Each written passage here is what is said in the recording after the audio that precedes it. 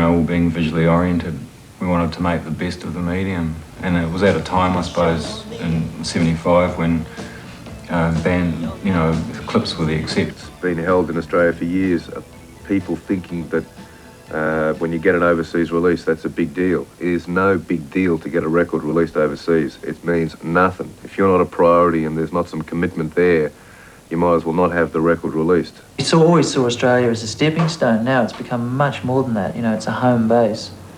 I think we were a bit sort of arrogant to think of it like that, really. But at the same time, it shows you, we are an ambitious band.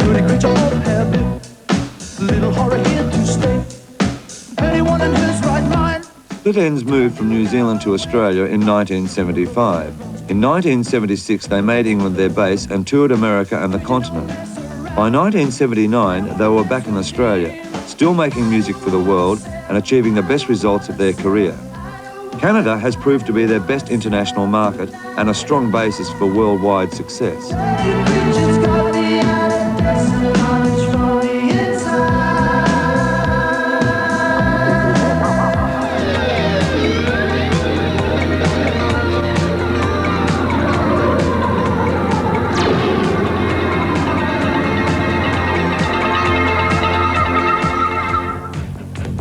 Marketing music today is not just knowing how to make records and put them out, it's knowing where to put them out. Canada also took an instant liking to the Angels brand of hard rock, and so did France. Got to make a move now, yet so hard to run in place, slipping further from the race. People pushing by you, and the trials seem to try you. Is it all too much to face? Bridges are burning, just another warning. It might be time to stand up. There was much the same story for the church in Canada and Scandinavia.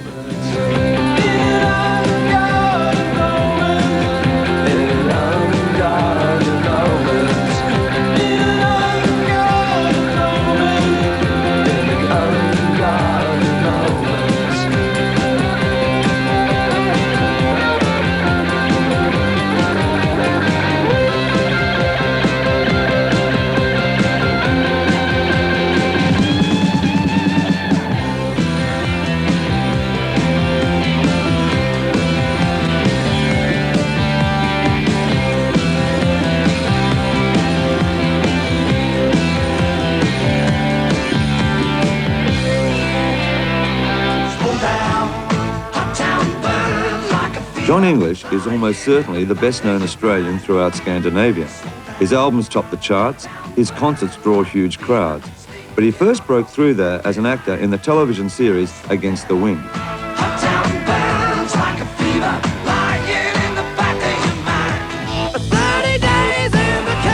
Like AC/DC before them, Rose Tattoo have achieved headlining status in Europe through relentless touring.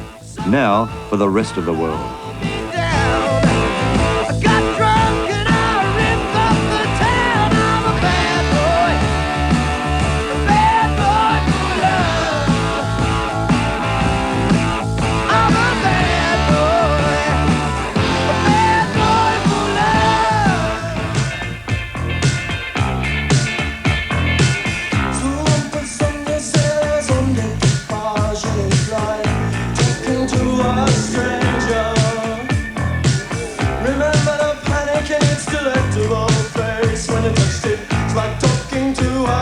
The world is just starting to realise Australia's musical diversity.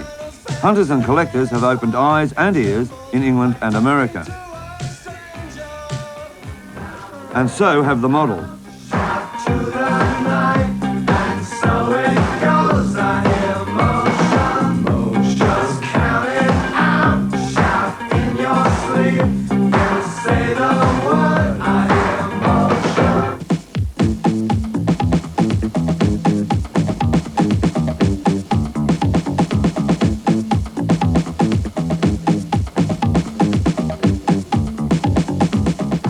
Jojo Zepp have toured England and America and the continent to high acclaim.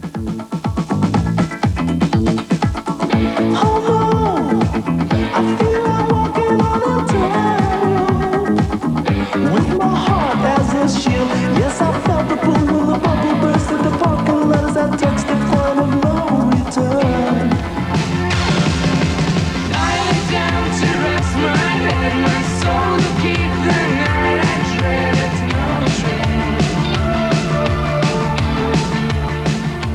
Real Life started life as The Wires in 1980. They changed their name in 1982. Their first Australian hit, Send Me an Angel, came in 1983. By early 1984, it had made the top 30 throughout America. A few months later, Real Life bulleted up the international charts again. Catch Me I'm Falling was a hit throughout Australia, Germany, Canada and the United States.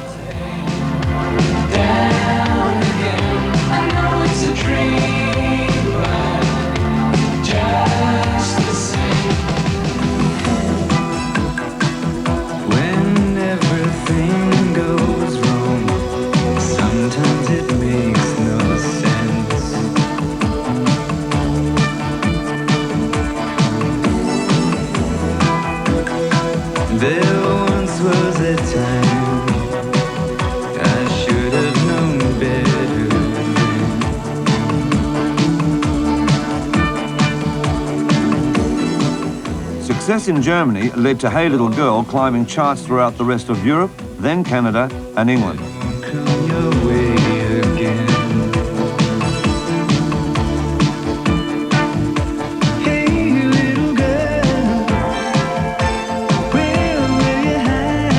Guy and Andy, the two English musicians in Icehouse, certainly never thought they'd end up touring the world in an Australian band. It was really unusual to see an Australian band. It was something really strange, you know. You had to look at it just as, you know, almost like going to the zoo and seeing some freak, almost.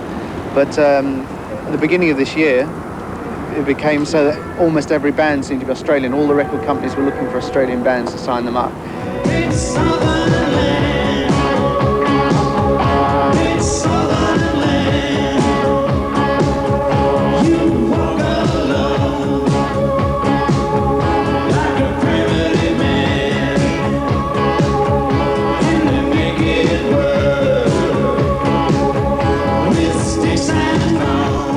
The Icehouse story illustrates how a song can become an international traveller.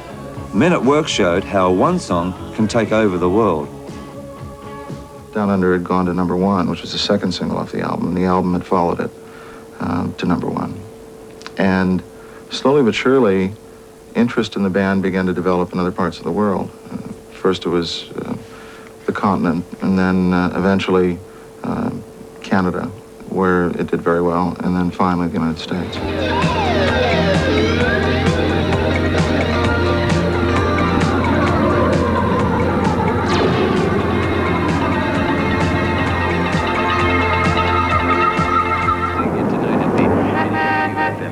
America may have been one of the last countries in the world to put Men at Work on top of their charts, but it made up for lost time.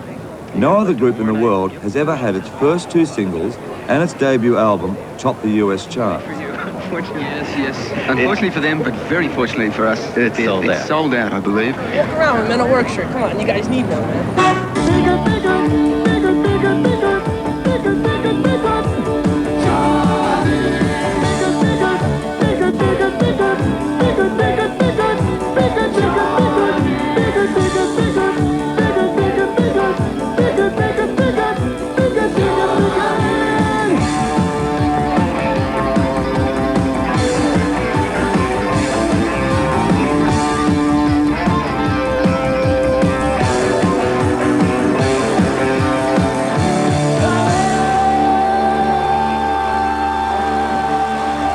Once the Men had broken through, they used their headlining status to introduce other Australian bands to the world. One of their favourite special guests is Sydney band Mental as Anything. We toured, you know, like with Mentals, and they just confounded and confused everybody. They delighted people, you know, but that's their beauty, that's their charm. Mental as Anything started as a loose collection of art students who wanted to have fun with music. 5 years later, they're still laughing.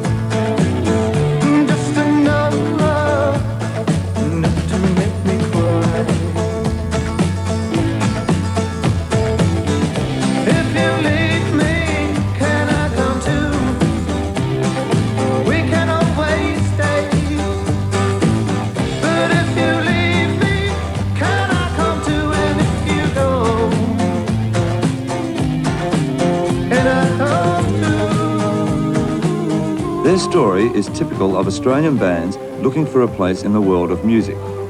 First, the grind of getting it together on the Australian pub circuit, then making a record and the Australian charts, then trying the world with the songs that made people back home sit up, take notice and dance. Qantas Flight 11 to Los Angeles, now boarding at Gate 3. You love the bush? I love the bush too. If I'm going to write a song, I go out, I drive out in my four-wheel drive vehicle as far as I can go. Yeah. I take my clothes off. Yeah. I lie down on a big rock with the Australian sun beating down on my head. And transistor. And out comes an album of great songs. No worries. It's the way to do it, eh? It's the way to do it. How do you do it? I usually want solid gold.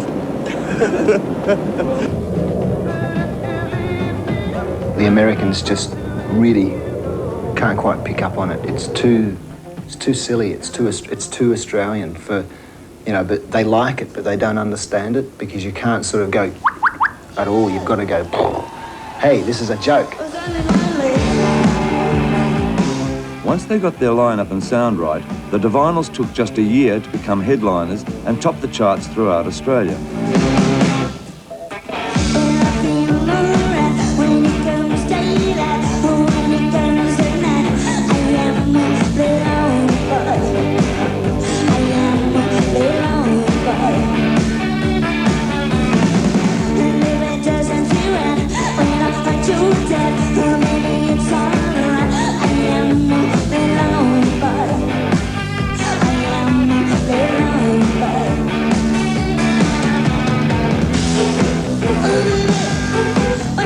For their first American tour, they decided on a road campaign, a 4-month grind of one-night stands. They were confident they had the stamina, the songs, and the performance ability to impress.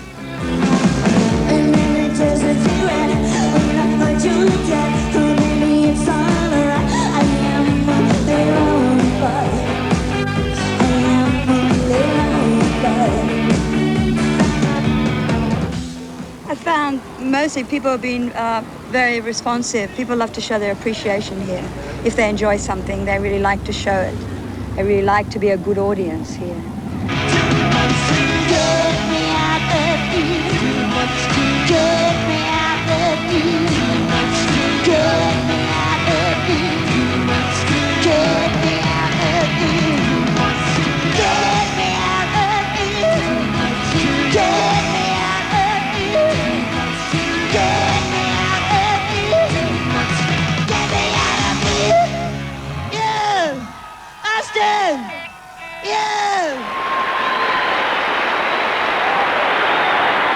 The Ice Festival was so large that you could almost be blasé about it, because you couldn't. There's no question of intimacy. The first row started probably 30 foot away, and cameras between it, and barricades and riot squads and things like that. And so it was great. It was so